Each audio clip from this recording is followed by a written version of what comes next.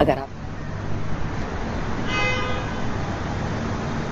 पता नहीं तुम्हारी वजह से और मुझे कितना ख्वार होना पड़ेगा, कभी थाना कचहरी, तुम्हें जेल से निकलवाने के लिए। मैंने किसी को नहीं मारा पापा, ये सब उस मुर्तसिम खान की साजिश है। मुझे बदनाम करके जेल में डालकर वो सारी जमीनों पर कब्जा करना चाहता है। जिंदा हूं अभी मैं, सारा इलाका मेरा है, मेरे कब्जे में है। लेकिन मुझे एक बात की समझ नहीं आती है, ये मुर्तसिम जब भी तुम्हारे पीछे पड़ता है, तुम पे कोई ना कोई इल्जाम लगाता है, वो सच क्यों साबित हो जाता है? पहले अपनी बीवी के अगवा होने का इल्जाम लगाया तुम पर, तुमने कहा कि ये इल्जाम है, लेकिन फिर तुम्हारे ही बंदों ने तुम्हारे खिलाफ गवाही दी और पता चला कि तुमने ही उसकी बीवी को अगवा किया था। अब वो जो 3 बंदों का इल्जाम लगाया उसने तुम पर, जो कुछ अर्सा पहले गुलाम थे तुम्हारे। बाबा,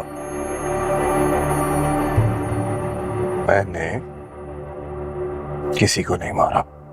जैसे तैसे मैंने तुम्हारी बेल करवा दी है, लेकिन अगर मुर्तसिम खान का लगाया हुआ ये इल्जाम भी सच साबित हुआ ना, तो मैं अपने हाथों से उसके हवाले करूंगा, समझे तुम?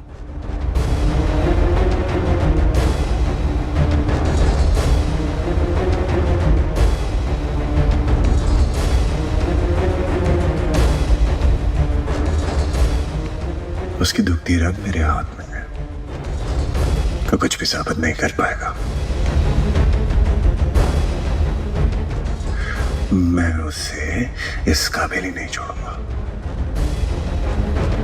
अब इस काम को जल्द अंजाम तक पहुंचाना होगा।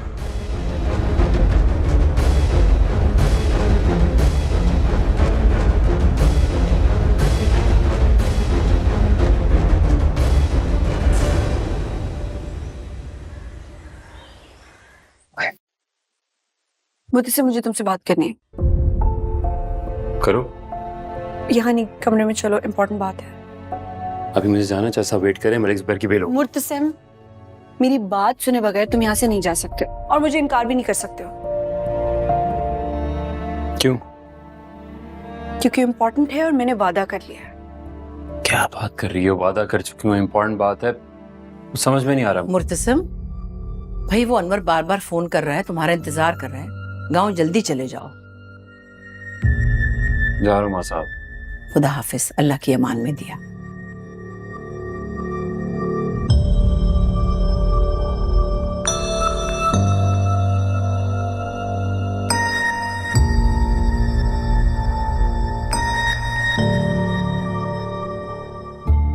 क्या बात है, क्यों आंखें खड़ी हो गई?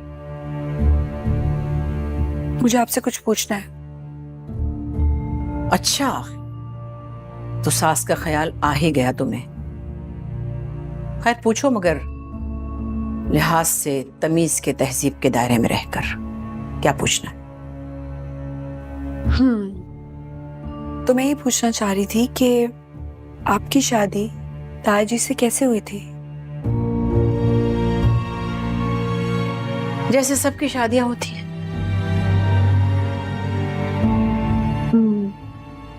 तो जब उनका रिश्ता आया था, तो क्या आपकी पसंद नापसंद, मर्जी पूछी गई थी? हाँ, पूछी गई थी और मुझे शाहनवाज पसंद थे। मेरी खुशी से हुई ये शादी। तो इसका मतलब है कि आप खुश होंगी? सभी खुश होते हैं।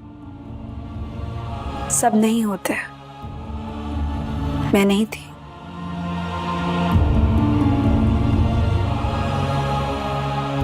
ना मेरी पसंद पूछी गई, ना मर्जी। आप लोगों ने शादी करवा दी मेरी। खैर, कहने का मकसद ये है कि जो लोग खुश होते हैं बड़े फराग दिल होते हैं। वो चाहते हैं कि जो उनके साथ हुआ दूसरों के साथ भी वही हो। आपने मुझसे मेरी मर्जी नहीं पूछी। खैर है, आपने अपनी बेटी से भी उसकी मर्जी नहीं पूछी। तुम कहना क्या चाहती हो? माँ बेगम, मैं चुप हो गई थी। मरियम भी चुप हो जाएगी, है अभी चुप हो जाएगी। इस खानदान की हर लड़की चुप हो जाएगी, सबकी मर्जी से शादी कर लेगी। इसलिए नहीं कि उनके बाप और भाई उन्हें चुप देखना चाहते हैं, बल्कि इसलिए कि उनकी माएं उन्हें खामोश करवा देती हैं। मैं आपको बताना चाहती हूँ कि मरियम इस शादी से खुश नहीं है।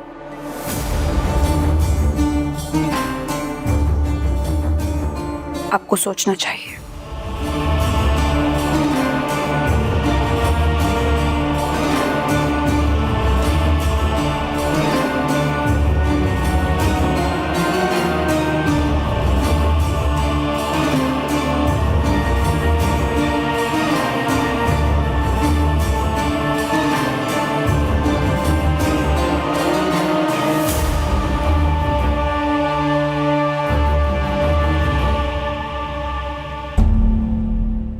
हाँ मुर्तसिम मेरी बात समझ रहे हैं ना माँ बेगम।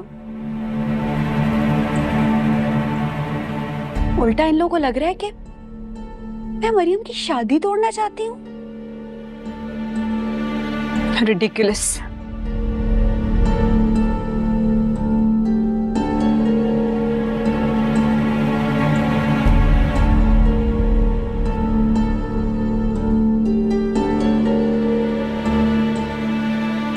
चलो मेरे साथ।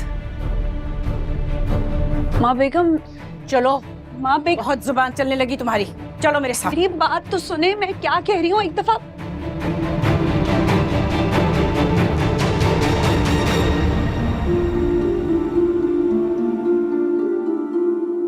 हाँ, तो क्या कह रही थी तुम?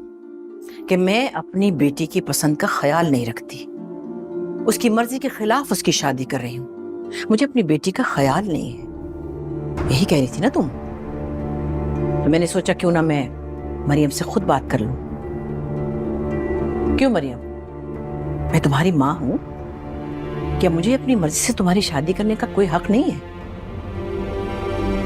बोलो।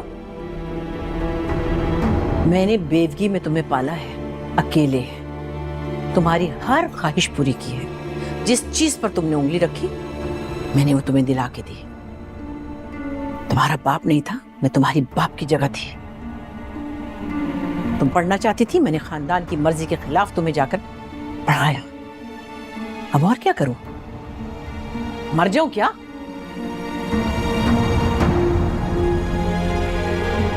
मुझे लगता है कि मुझे मर जाना चाहिए तुम्हारे बाप की तरह, ताकि तुम अपनी मर्जी से शादी कर सको। नहीं माँ। मुझे बताओ तुम तीनों यहाँ खड़ी हो, नौरेज में क्या कमी? कोई खामी है तो बताओ ना, मैं अभी रिश्ता खत्म कर दूंगी। माँ बेगम, उसमें कोई खामी नहीं है। क्या होती है बेवफाई, तुझे करके